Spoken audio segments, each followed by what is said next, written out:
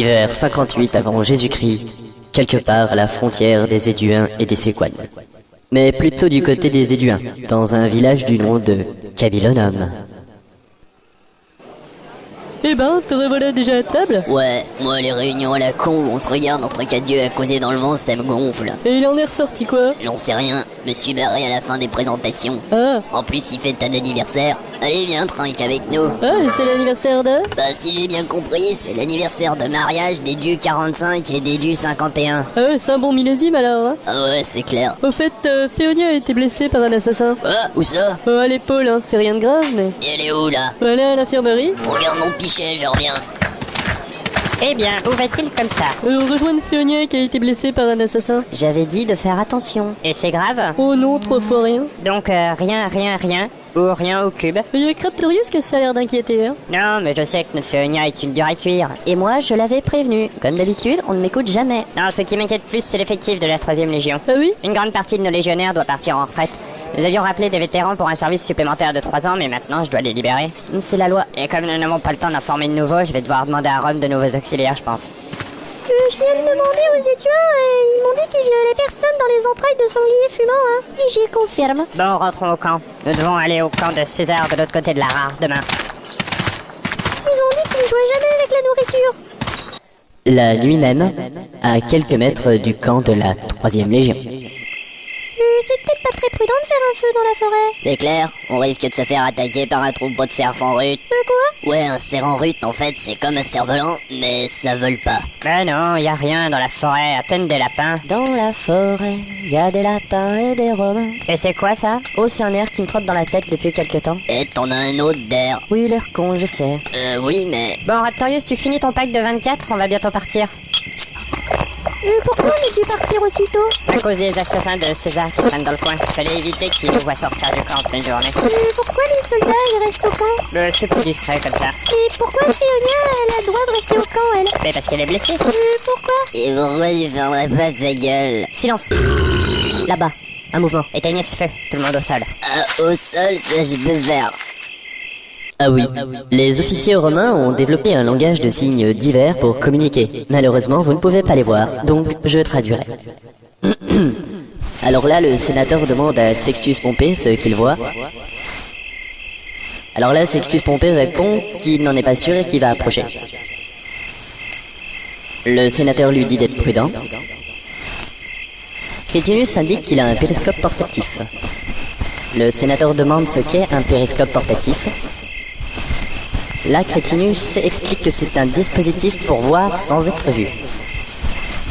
Raptorius indique aux autres que périscope portatif ou pas, il risque de se faire repérer en gesticulant comme ça, que lui ça ne le dérange pas mais qu'il va y avoir de la bagarre. Petite note, c'est dommage que vous ne voyez pas ça, Raptorius mime super bien le périscope portatif. Là, l'historien mime un chien, un thermomètre, 2 oiseaux qui mangent un arbre et une tondeuse. Raptorius rappelle à l'historien que la plus grande discrétion est de rigueur, surtout quand on ne connaît pas le code. Là, Sextus Pompée indique qu'il s'agit d'un rassemblement de druides et que le plus prudent est de contourner. Quelques heures plus tard... Et on marche encore, toujours, cette musique me gonfle et... T'as pas fini de te plaindre. Et toi ça va, t'es assis sur ton canasson, feignasse. Et pourquoi t'es pas sur ton taureau, toi? T'as un taureau de combat, pas déambulateur à limace. C'est pas fait pour la discrétion. Que vous êtes fatigants, vous deux. Plus que moi? Non, faut pas abuser quand même. Ah bon? Au fait, Crétinus, c'est quoi tout ce matériel? C'est la réserve de poudre noire à portée de Chine. Mais t'avais besoin d'amener ça? Je la laisse pas aux ingénieurs, hein, ça coûte cher et ils ont gaspillé assez comme ça. Là-bas, un homme seul. Un légionnaire. À l'uniforme, un garde du Sénat. Ouais, c'est bien ça, un planqué. Eh, on t'a trouvé un copain, Cogurl. Et c'est quoi, Cogurl? C'est un mot breton, ça veut dire charismatique, préfet de cavalerie. Ouais, c'est à peu près ça, ouais. Je vois pas où est le problème, alors je suis effectivement un Cogurl. Bonjour la 3e, quelle belle journée. Un message du Sénat. A plus. Le code est authentique, sénateur. Que dis-tu là? Abandonner mission de surveillance, stop. Guerre des Gaules commencée, stop. Laisser César gérer la situation, stop. Rentrer à Rome. Nouvelles instructions suivront. Et pas de nouvelles de Pompée? Le message est signé du Sénat, mais le nom de Pompée figure en bas. En bas? En collant à la rigueur, mais j'imagine mal Pompée en bas. Non, en bas du message, hein. Ah bon, je note. Alors, quels sont les ordres, sénateur? On va quand même pas le laisser s'en tirer après tout ce qu'on en a bavé. Les combats t'ont fatigué? Non, la marche. C'est donc la fin de notre aventure en Gaule? Pour le moment, on va au camp de César, on avisera plus tard. Allez, en route. Quelques longs kilomètres plus loin, l'état-major de la 3e a traversé l'Ara, l'actuelle Saône. Non, j'ai dit la Saône. Merci. Et se retrouve au camp de César. L'état-major de la 3e Légion au complet. Je suis très content de vous accueillir ici. Ah, on dirait que tu as reçu un message du Sénat, toi aussi, César. Je ne reçois pas d'ordre, je les envoie. C'est donc par ce magnifique concours de circonstances, très dépendant de ma volonté, que j'ai le plaisir de vous inviter, vous tous, à ramasser vos merdes et à me foutre le camp de chez moi. C'est la guerre maintenant, laissez les hommes s'en occuper. Et si on veut pas? Eh bien, si vous êtes venus me tuer, il faudra d'abord écraser mes légions et expliquer ça au Sénat. Ce n'est pas un problème.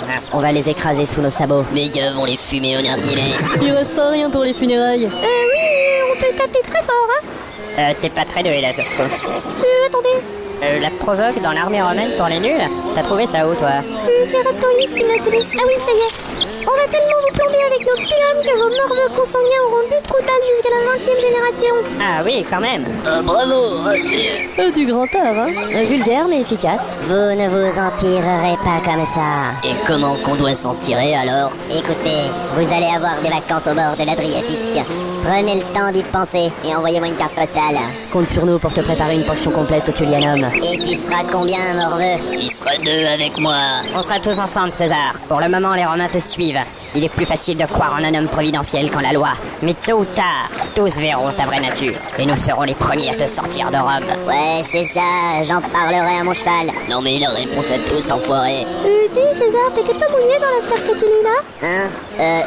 Oh, bien joué, bonhomme. Ce jour-là, pour la première fois, Raptorius s'adressa à moi comme à un homme. J'avais gagné son respect.